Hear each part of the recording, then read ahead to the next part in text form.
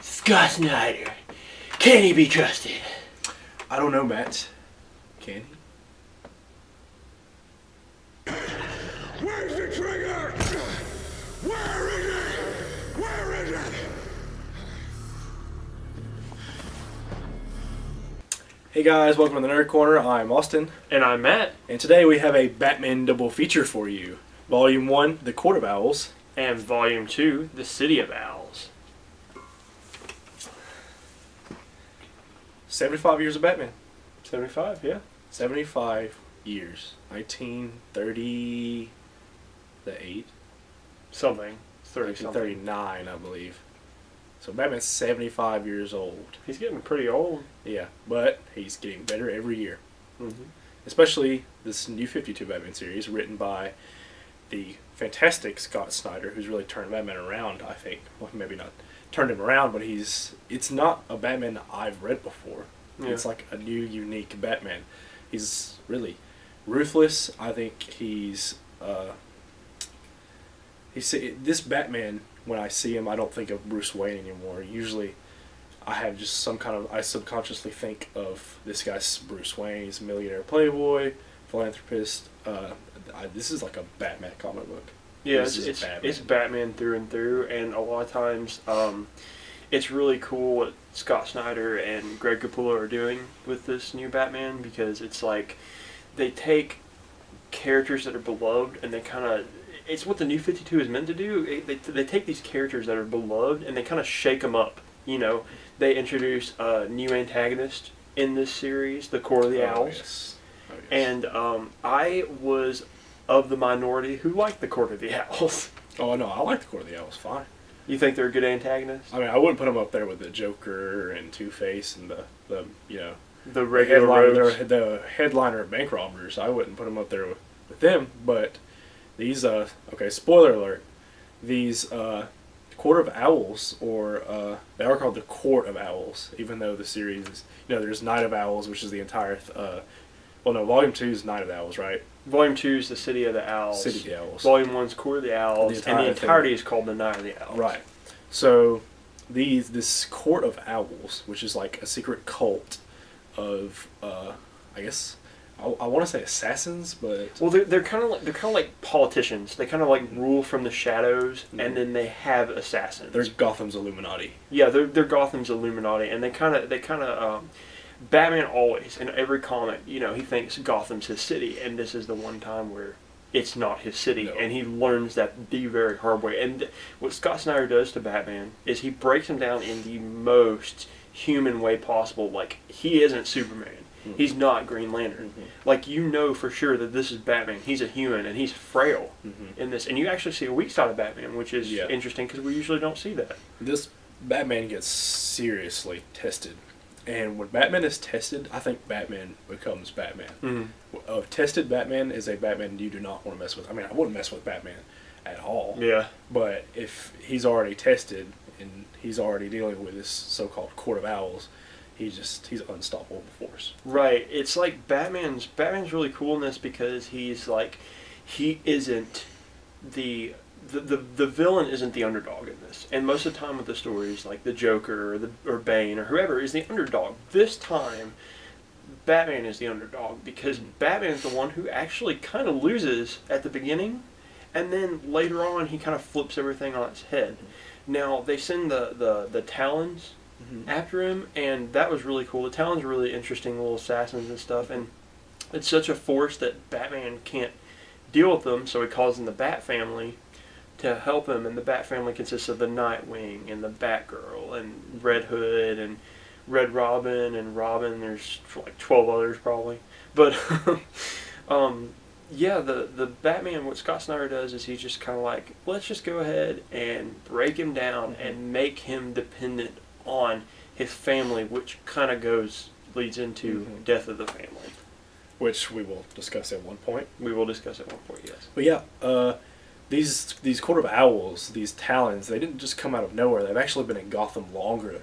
And I think they said as long as the Wayne family's been in Gotham. And Gotham, they called Wayne family like the family of Gotham. They are Gotham's family.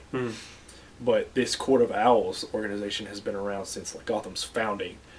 They believe that it's their city. They have been around longer than Batman, and Batman, Batman, Gotham is his city. The police force, Gotham PD, they know that Batman is in control of the city. But the Court of Owls have had this secret. Well, I don't think they've been planning to take Gotham back. They haven't been. They were kind of like they had like a little bit of a plan, like, and then it was kind of like Owl Guy, Batman's, whatever. He was like had this whole plan to take back Gotham, and it was kind of like a whole revenge thing, which that's kind of where the story it got good, but it got really good, but then the revenge thing was kind of It was kind of like just a MacGuffin where it's like, I hate you for being Batman, and but the Court of the Owls is a really interesting antagonist, and I think having 2 volumes really works well in this sense, because there's sometimes where comic creators have just 1 volume and it doesn't really work, and it's just a huge story. But Scott Snyder and Greg Capullo took this story and they said, we're going to run with it, and we're going to create a new Batman for the New 52, which a lot of characters weren't really re-envisioned. They were just kind of reskinned stories.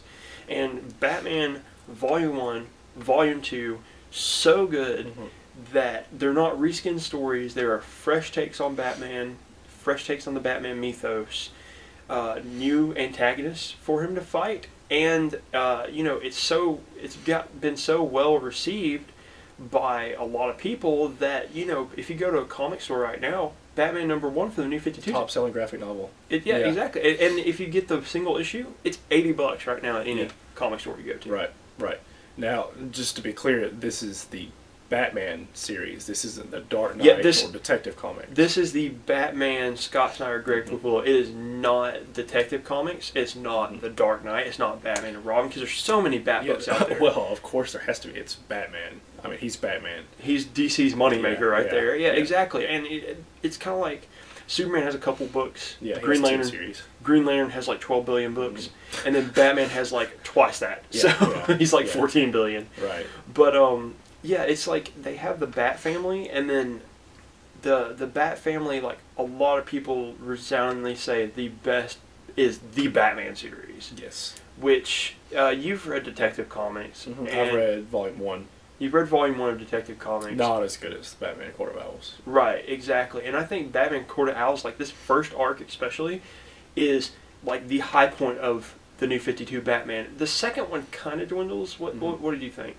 I was happy with it. It was satisfying after reading the first one. It does kind of leave you. It just kind of it goes away. It doesn't really wrap up. Yeah, exactly. So it's just kind of. It's not a cliffhanger, but it leaves you hanging. But I wouldn't say it's like a terrible cliffhanger. It's just you're empty. The Court of Owls doesn't. They don't come to an end. The mystery, the case isn't solved. It's still open. But they introduce Mr. Freeze at the end of Volume 2. Yeah. And you see, I guess it would be his origin. It would be just like his short little origin. That was a really cool issue. That was a really cool, like, little filler issue that they did. And it was really interesting because it was a new take on Mr. Freeze that we never got before. We always, his wife was frozen and stuff like that. And in the issue, you figure out his wife's not, it's not his wife. It's not his wife, it's his mother? No, it's not his mother. It's just a chick that he just falls in love with and says is his wife. Oh, okay. She's been frozen before World War II. And it was just so awesome that they did that and just were willing to mix it up a lot. And then there's another filler issue at the end of issue 2. You didn't really care for it, did you? The Harper Row or whatever. Oh, Harper and the subway system. Yeah. And she's trying to benefit Batman by shutting down the grid or whatever. She's shutting down the grid, but she's also enhancing his radar. Yeah. She's doing something with his reading devices, and it allows him to see more of the city. Yeah. But it's just... It's kind of but why was it there? It introduces her as a new character because she's she's in Batman Eternal, and she's a new like superheroine. She's like a new sidekick. Bluebird. Right? Bluebird, yes, and she's the one sidekick besides Red Hood that's not afraid to use guns, and I think that's pretty cool. Yeah. But so Batman Volume 1 was really solid. Okay. Batman Volume 2 is really solid. Now, the opening scene in Batman Volume 1, where he's in Arkham. and they're fighting all the villains. Oh, big plot twist. You didn't That know was- what was going on. Yeah, him and Joker. Okay, so he busts Joker out. Or, well, no, does he just happen to end up Joker? No, yeah, he was a plan. So, this is what happens. Spoiler alert. Batman and Joker are teaming up. And they bust out of Arkham together. They, the one line by the Joker, he was like, "You ready to do this?" He's like, "Yeah, let's get straight to the punchline." He just, like, turns around and punches Harvey Dent. Then he just busts through. You see Killer Croc and... Scarecrow. yeah, and they're all just these like villains. you're just knocking them through the hallways, and they're trying to bust out. Next sequence, or you flip the page, and then there's Bruce Wayne sitting there, and the Joker comes up behind him in his computer, and then the Joker asks him, "How did I do? Did I pull it off?" And Batman is like, "I honestly I couldn't tell you."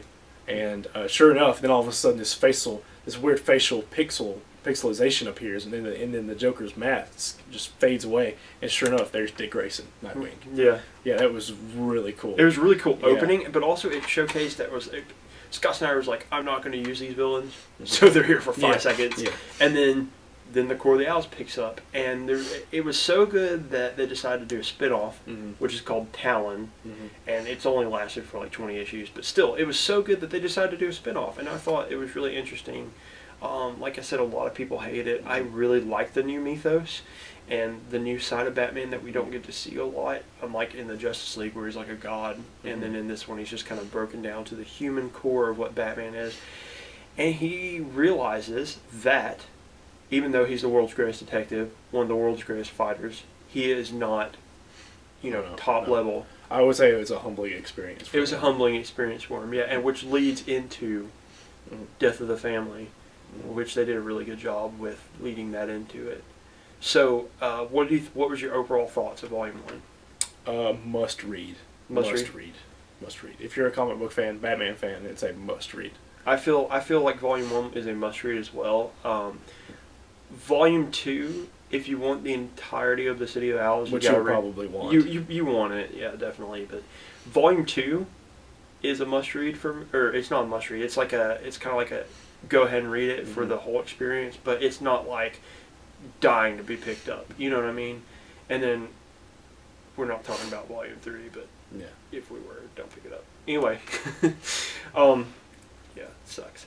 Anyway, Volume 1, gotta read it. Just it's probably one of the best New 52. I say that a lot about a lot of them actually, There are a but lot of good New 52. there are a lot of good New Everything 52. by, so far, Scott Snyder, Jeff Johns. Oh my gosh. Which Jeff There's- Johns writes at least like how many? 400 comics a month at least. By now. Busy. Busy He guy. gets busy. Busy guy. Yeah, But exactly. he always delivers. He does. And then, it's just, like I said, I really like this story. This is to me, if you want Batman, it is probably the strongest story. Mm-hmm. This and Batman and Robin are my two favorite Bat books that have Batman in them. Mm-hmm. My two favorite Bat books are this and Nightwing. But, which we're going to get to review Nightwing. Yes, we are. Yeah. Yes, we are. I'm looking forward to it. We're gonna. I think we should probably stick around with some of the Bat family. I think we need to expand and get more into the Bat universe. That's all I like to call it. I mean, it's a completely different world. I mean, Yeah. Batman in itself is just a alternate reality. It is its own alternate reality. And I think this is one of the best stories ever told of Batman. It is Yeah. probably one of like Batman for me is the Dark Knight Returns Batman. Exactly. Yeah. It's the Dark Knight Returns Batman. That is like the pinnacle of Batman storytelling, and this is just right below it. Yeah. And I love that about it. Yeah. So, Definitely. pick it up. Definitely Yeah, for pick it full up. price. Pick it up. Pick it up. What's the Cover- retail price? Mm-hmm. Well, that's all we have for today. Yeah. Like, See you next favorite, time. subscribe. See you next time.